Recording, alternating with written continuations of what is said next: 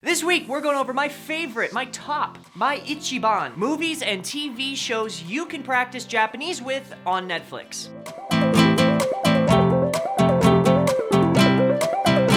Hey, what's going on, everybody? My name is Chad, and this week, this video, as always, is brought to you by our wonderful patrons, Bree Jones, Hannah Dare, Gina Zimmerman, Jeremiah Hacker, James Pereirs, The Disappointments, Scott Offord, Garthik, and Joel Dunkelbarger. And as a special heads up, I started this long-awaited thing on the Patreon. If you guys want to practice reading Japanese, but I know it can be expensive and hard to get, native Japanese materials in physical form, we're doing a Japanese manga club. So whenever you tip on that tier, you will get a new Japanese book every single week. Alrighty, shall we begin? This video is dedicated to Onshore Basher 80. I hope I said that right. Member of our Discord community who said they were gonna practice AJAT, which is all Japanese all the time.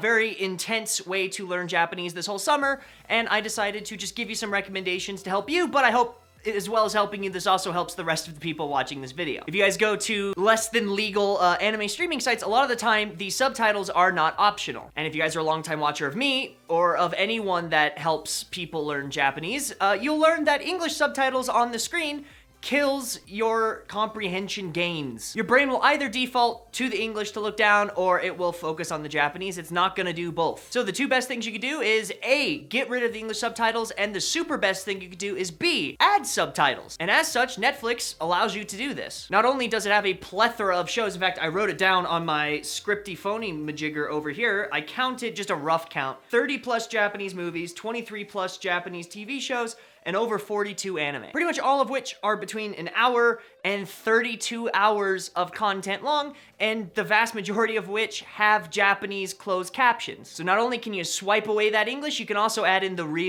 juicy bits. With that tip in mind, I guess let's just jump into it. We're gonna start with TV shows and work our way to the movies. First up in TV shows is gonna be the daytime television version of Japanese TV. The English name is Japanese Style Originator, which I don't know where they got that from the Japanese, which is Nihon te ii na, or Japan is nice, huh? This show is extremely reminiscent of Japanese daytime television. If you guys have never lived in Japan, you might not know the joys of watching these shows, but pretty much they are sample shots of Japan going over how just awesome Japanese culture is, usually with a panel of minor celebrities who they always show their picture of in the corner of the screen reacting to how amazing Japan is. Luckily for us, the language spoken is Tokyo Ben, so it's kind of the standard bearer for Japanese, as well as being not fast, not slow though, but very concise. It also has Japanese subtitles, so you can watch both. And the nice thing about it is explaining Japanese culture. So it's teaching people who do not know what it's about, i.e. probably you and me to a lot of extent. So not only will it give you a vocab word of some cool Japanese cultural thing, it'll also explain what it is in the language so you can actually learn it inside the language and you don't have to revert to dictionaries. Another good facet of this show is it is 32-hour-long episodes. That's a lot of content. So whether you're doing AJAT or just wanting to incorporate more listening comprehension practice, this show will last a very long time. If you listen just for an hour a day, because that's all you can manage, that's a month worth of listening just on this one program. Next up on my list is the ever difficult Hibana Spark. I don't know how much you guys know about Japanese comedy. I happen to love it because it challenges me so much. Even at my level, it is difficult to bridge that cultural gap to understand what makes it funny, but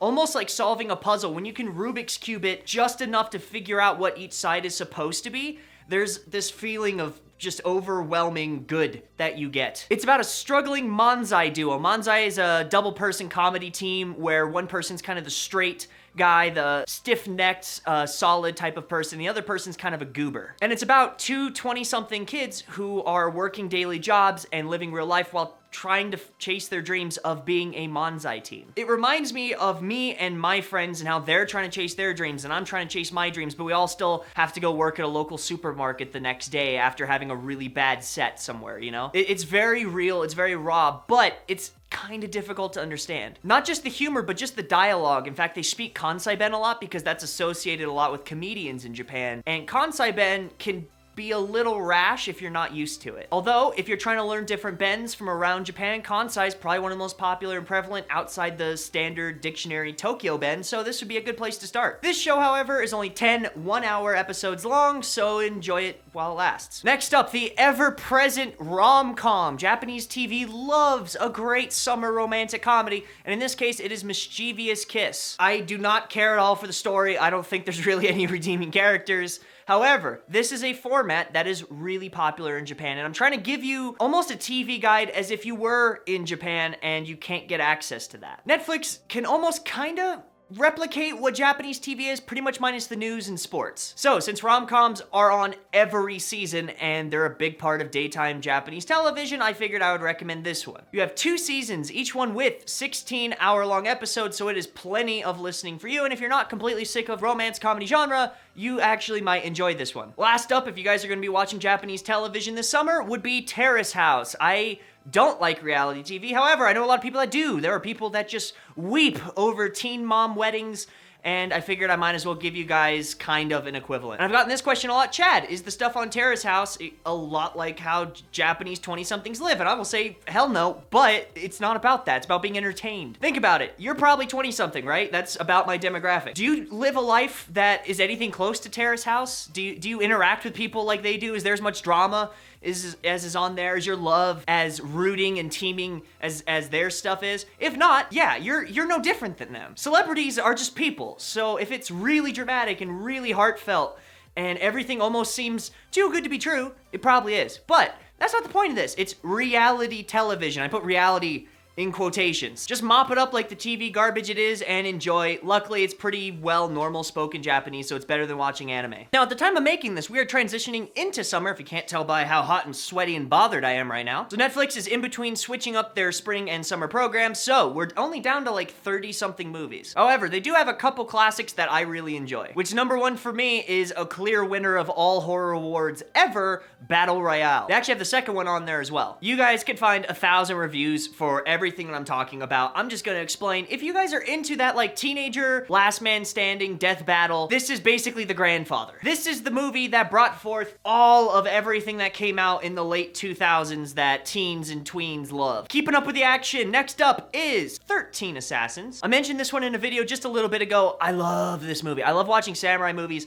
because I'm a sap, okay? I happen to like American cowboy movies, and this is kind of the equivalent. If you guys know anything about me, Mifune is like my favorite actor ever. So I'm incredibly biased. He's not in this movie. This came out in 2010 after he passed away. However, I really, really love it. If you only watch this movie, if you just fast forward to the last battle scene, do it. Do it now. If you guys don't know this already, samurai movies are not exactly historically accurate at all, but it's fun, and as far as I'm concerned, that's really all that matters to me. Speaking of Mifune, let's go on documentary movies. Mifune, The Last Samurai. Oh, it's so good. He lived a remarkable life for an actor, and he was during this really cool period because he was in the wars. He was in the world wars and then transitioned into a more Western lifestyle in the movies. And you get to see this guy who once, you know, enrolled to fight the West, now going to Hollywood. That life story is all encapsulated within the life of Mifune, and the way he acts, the way he shows his whole body into the performance,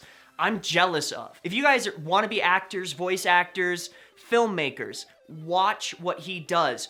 Be extremely picky and look at the way his body becomes the character, his facial expressions become the character. You're gonna see one of the greatest actors that have ever lived, in my opinion. And last up, we have the anime on Netflix. I don't even want to review this because I'm not a part of the YouTube anime community and I just don't care to get the hate from it. However, you guys have been watching Anime Night with me every Saturday for years. A lot of the people in this community happen to know a ton about anime. So, even though I'm not gonna be talking about it, here's what we're gonna do. Part 3 takes place in the comments down below. Go down there, tell me what your favorite anime is for learning. Netflix is a bonus, but if it's on Amazon Prime or Crunchyroll, maybe one of the less legal sites, it's okay.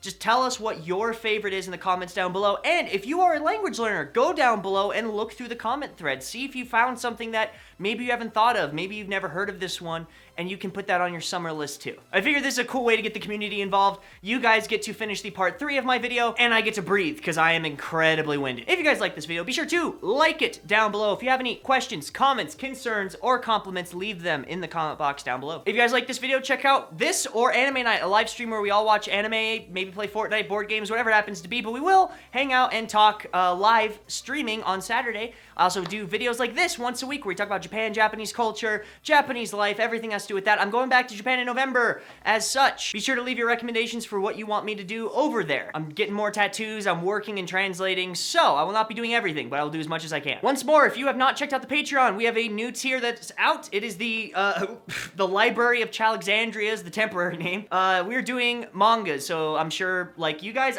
when I was first learning Japanese, did not want to spend $20 or more on a particular book that I wanted. So, everything you guys get when you tip on that tier, you will get a new book every single week to help you guys practice throughout the summer. I only have 10 total slots and 4 are taken, so we need 6 more. At least for this beta test before I go completely open for as many people as want to do it. Also, check out my podcast. I'm on the Wicked Miscreant podcast. Link in the description down below, link in my channel, link everywhere. It is funny and I love doing it. And if you want to see me in a more unhinged comedic way, that is the best way to do it. All right, that'll do it for this week, everybody. Love hard, love deep. You never know when a loved one will be taken from you. And I will see you on Saturday.